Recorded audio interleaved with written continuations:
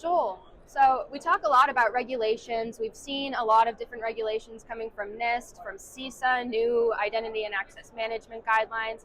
But really, what does all this mean for healthcare? Yeah, it's a really tough problem.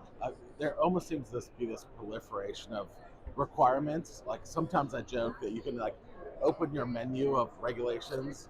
You'll have a 30 or 40 options. Is it high trust? Is it FedRAMP? Is it ISO?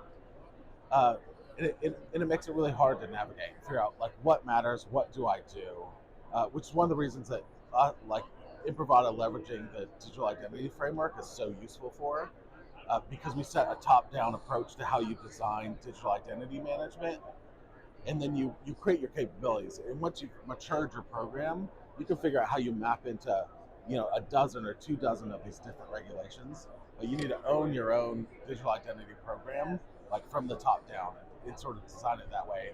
Because you'll get in a trap if you try to pick like 1, 2, 6, 8 from the menu and cobble together a program from there. It won't ever work.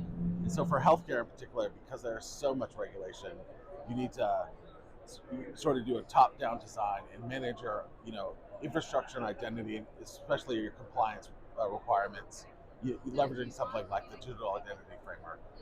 Yeah, it's so important to have an actual strategy rather than just, there's all this noise out there. I mean, Right. it really just becomes Yeah. confusing. And tomorrow there might be a new one, and the next day there will be a new one, and then they'll update one. And so, like, if it keeps going, that you got to take your destiny into your own hands and figure out what you're going to do, what's important, and then map that back to what you're required to do. Awesome.